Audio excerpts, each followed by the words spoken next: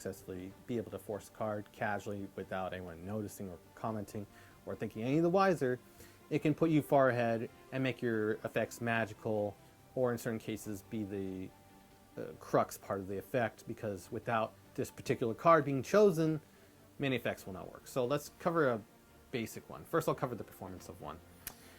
So we have the pack of cards, okay, and can be mixed up if you want, doesn't really matter. And we're going to have the cards cut, and we're going to mark it right there. And the spectator can do this. They can cut as deeply as they want, or even you could just say, tell them to stop whenever you like, and then we can cut that point and then mark it, being fair as we can throughout the effect. And there's just so many different ways that I'm trying to add touches on it so we can make it more fascinating as it is.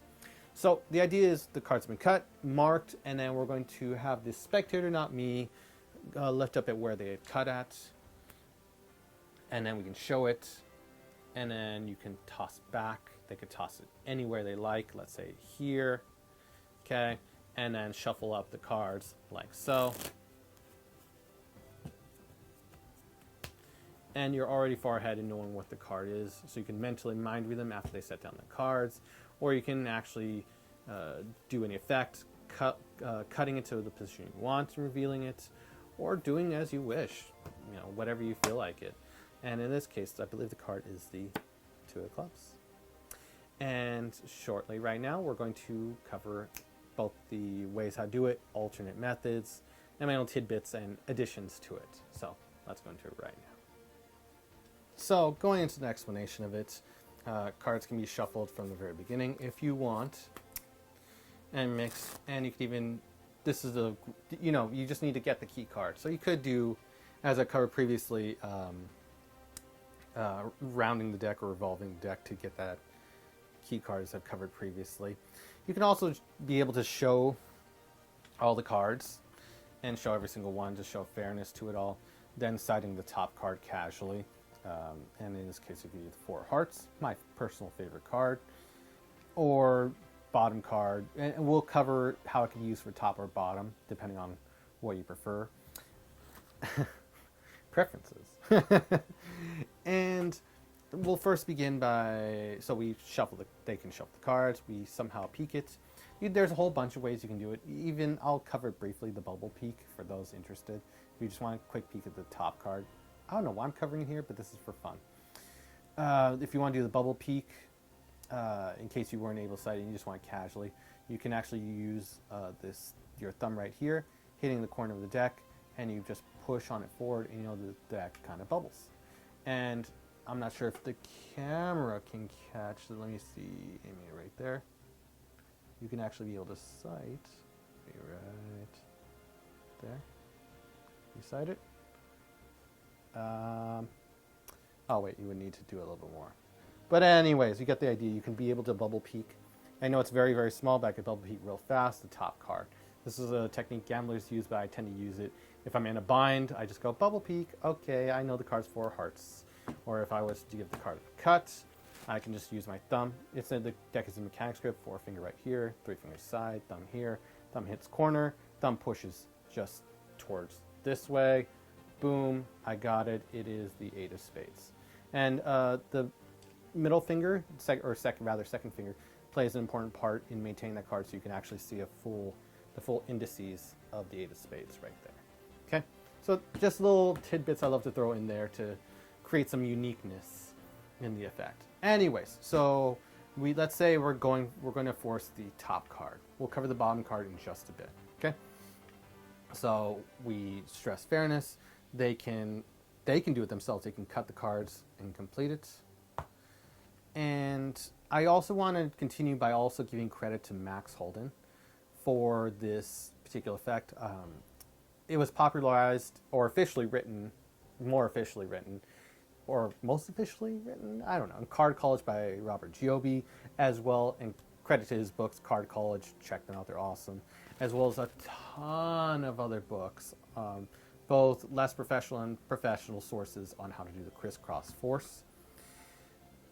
And it's just a useful thing. So what I had done there is I create misdirection by just talking to you casually, and you forget the order of what the cards were.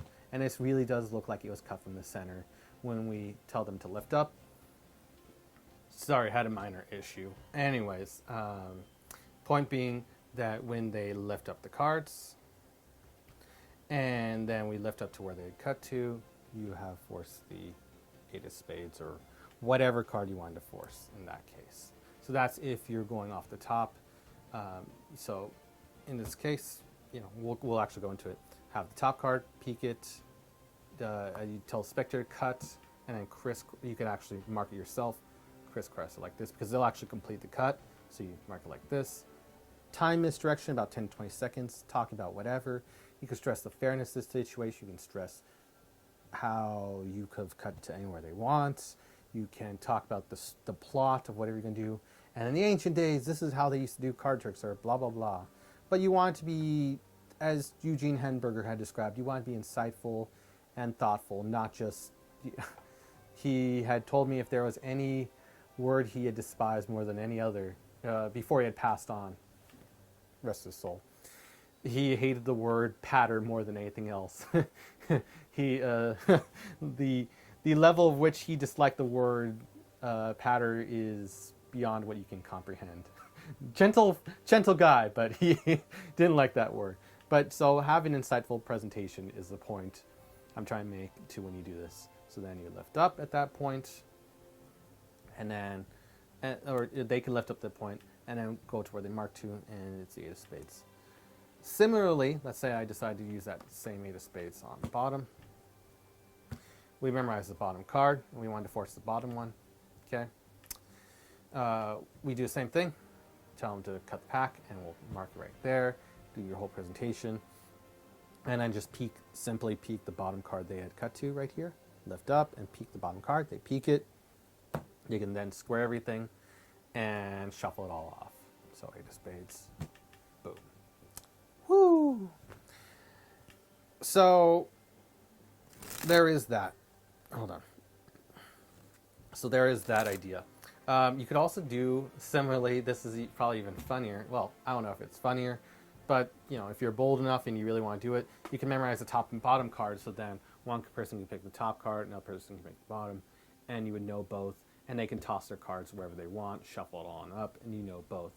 So there's the double crisscross force, which is, possibly my own additions to it, and the ways to go into it using riffle. It's a very, very old force, but it's very useful, and it relies mostly on audience management, on a little bit of audience misdirection. That's the real highlight point for me. I know magicians go, but it's so basic. I could do so much more, and I'm like, I know you can. But using this has the advantages of improving or helping you bring back or be a reminder to your audience misdirection and how you choose to use it, which is invaluable in itself. It's like a lesson. It's not so much for the sleight. We know it's basic. I mean, it's still a good sleight or way to force a card, whatever. But it's more so that you get to work on audience management and you can focus. Because you don't have to focus on the sleight so much, you can focus more on the presentation. You don't have to worry. You can rely on this. It's there. It's nice. You're not going to fool a magician, but if it's just for the spectator audience, it's great. There you go. And it goes right over their head. They're just like, well, I just kind of thought of one. Because they take it out themselves. They do that. They forget they even select a card. They just go, and my card. They forget about the whole thing. When I hear them remember it or recall the effect, I thought of card, or he got my card and it went to here. And that's fun and fascinating itself. When you remove the idea or selection process, but you just remember that they got their card in this impossible place, described in one sentence, it's pretty cool. So this will be the first in the series of many, many more forces to be covered. I did want to give credit again to Max Holden and Robert Giobbi from Card Culture for popularizing this, or actually giving credit to an otherwise unknown force that no one's really been able to give credit to. Good job, Giobbi. As well as just the uses you can do with it. You can do the force and then do Stigmata by Illusionist. I don't know if they still have that DVD around. That was a cool one. I think Wayne Houchin did it as well, Stigmata. Cool effect. as well as a bunch of other effects that card to impossible location, card to anywhere, because now with that the crux of the routine has been accomplished, we can make the card appear anywhere seamlessly. And we also want to make sure, just for cleaning up sake, that we get rid of the card. So final tip, if you decide to go that route with using this basic force, just make sure you secretly ditch the card, slip the card when no one's looking, everyone's misdirected over there, slip that card in your pocket, you control it to the top and slip that card in your pocket. Maybe you get rid of the whole deck, maybe you swap out decks so you don't have the card in there, maybe you you control the card, let's say it was the 4 of spades, okay, cut it to the top, and then we do our sneaky thing, so we can be able to get rid of it and place it inside our pockets. You can hand out this deck, you're all good. So and palming I've covered in another series, so just type in palming evolving magic, you can find that. So I hope this was useful to you, the many different ways you can go in and out of the effect. I just wanted to give my own touches on it, create a unique way to interact with you, even though I'm not physically there, mentally there, to be able to give you ideas to be able to play around with this force and using it. And again, there's many more, and we're eventually going to cover my favorite force. But for right now, I hope you enjoy this. My name is Dan. Like and subscribe, and see you in the next video.